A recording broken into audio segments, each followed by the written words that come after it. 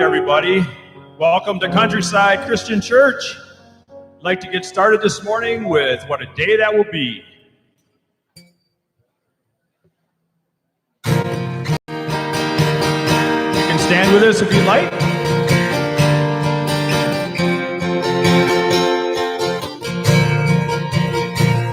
There is coming a day when no heartache shall come. No more clouds in the sky, no more tears to dim the eye. Promise peace forevermore on that happy golden shore. What a day, glorious day that will be.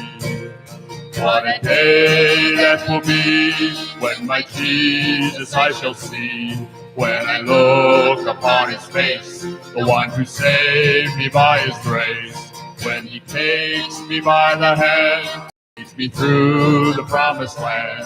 What a day, glorious day that will be. There'll be no sorrow there, no more burdens to bear, no more no pain, no more parting over there. And forever I will be with the one who died for me. What a day, glorious day that will be. What a day that will be when my Jesus I shall see. When I look upon his face, the one who saved me by his grace. When he takes me by the hand and leads me through the promised land. What a day, glorious day that will be. What a day, glorious day that will be.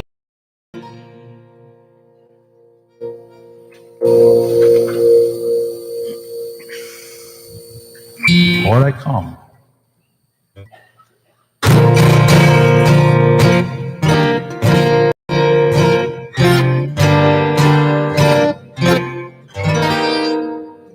Lord, I come, I confess, bowing here, I find my rest.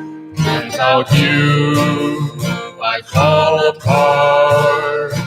You're the one that guides my heart. Lord, I need you, oh, I need you. Every hour I need you. My one defense, my righteousness. Oh God, how I need you. Where sin runs deep, your grace is more. Where grace is found is where you are.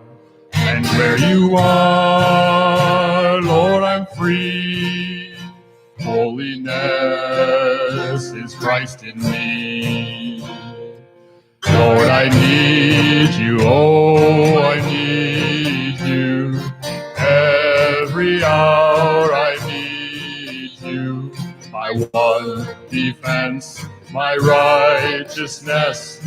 Oh God, how I need you. So teach my song to rise to you when temptation comes my way. And when I cannot stand, I'll fall on you. Jesus, you're my hope and stay. Jesus, you're my hope and stay. Lord, I need you, oh, I need you. Every hour I need you. My one defense, my righteousness. Oh God, how I need you. My one defense, my righteousness. Oh God, how I need you. You may be seated. Thank you.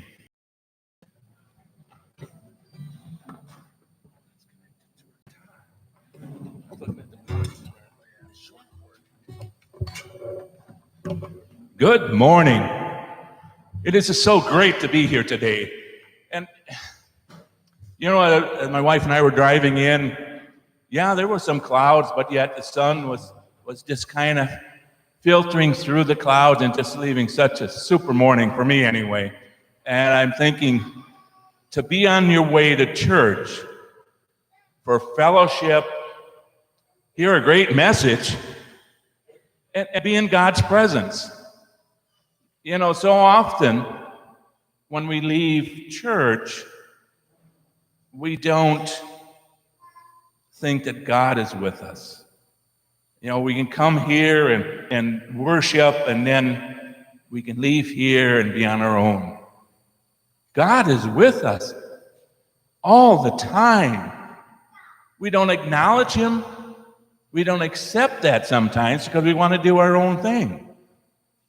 But yet, as the song that they sang, and Leonard, Terry, that was a neat time, that we only fall on our knees when everything else has failed. Boy, what a relief it is to go on our knees when we're enjoying ourselves, when things are going so well, and thank God for what he's done for us. So keep that in mind as we go through today and the days to come, that God is in control all the time. Now, a few announcements, and Dick, be on deck. I asked Weston what Tuesday was, and he kind of looked and he says, "It's my birthday." And I said, "Well, will you be able to use your parents' car?" And he goes, "No, but I use a four-wheeler." So anyway, whoever gets to date him is going to be picked up in a four-wheeler. Some of the upcoming dates to remember, there will be a VBS volunteers meeting on the 23rd, next Sunday. Installation of the new elders coming up on June 6th, and that's going to be a neat time. We're having praise and songs and testimonies. It's just going to be a neat Sunday morning, I think. Vacation Bible School is coming up soon. It seems like it takes forever to get here, but it's June, and that's not far away. Home prayer, hey, how's it going, Donna?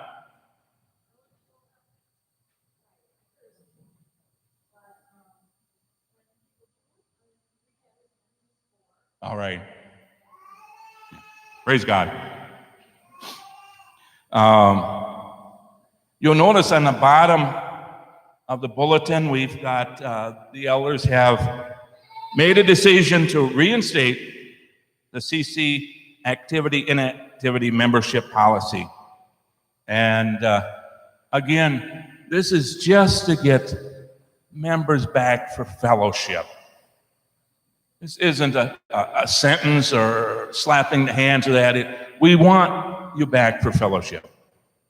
So please bear with us as we try to get everyone back for fellowship. It's so neat to have fellowship with one another. Mr. Spanbauer, come on down. Dick's got a message from the search committee to keep us informed. You got 20 minutes, Dick. No, 20 minutes. Thank you. Good morning, everybody. It's good to be here. Hold it up. Hello, testing? Yep, okay. I want to thank everybody for being here. I also want to thank the committee that I serve on. It's a great committee. I want to thank, and I think we all do, thank Jeff Smith for heading it up. Man has done a great job. We've done a lot of things through a lot of peril sometimes, trying to understand and work some differences out. I think we've done that. It's an honor to serve on this type of committee.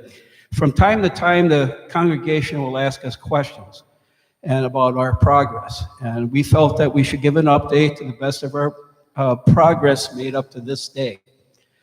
We want to be as transparent excuse me, as we can. We have no motives to be secretive about anything that we are doing. I assure you folks, we are diligently and prayerfully working together as a team to find the best godly man that the Lord can direct us to. We are not trying to fast-pace this project, nor are we dragging our feet. We just don't want to overlook any important factors out of our searches. We understand thoroughly the huge responsibility we have, not just to the congregation, but to the Lord. From the very first meeting we had to establish, is everybody on our committee familiar with our laws and statement of faith? That's very important. We have no problem with that. Do we agree with them? We cannot compromise and will not hire any candidate that doesn't agree to support those things. We must have the statement of faith understood in our bylaws. These things are the core basis of how we establish and guide our church. What kind of credentials do we require from a candidate? Schooling, his church affiliation, his service in a church as a pastor, elder, deacon, Sunday school teacher, and how many years in any other church-connected service has that person been active? We want to know as much about this individual as possible. This candidate has to understand that he is not the sole decision maker. He has to work with the plurality of elders that help Countryside progress as a Bible-believing church. We believe in harmony in its utmost. In the beginning, there was a boatload of questions that came up within the committee. This was good because we had a lot of interaction in the committee.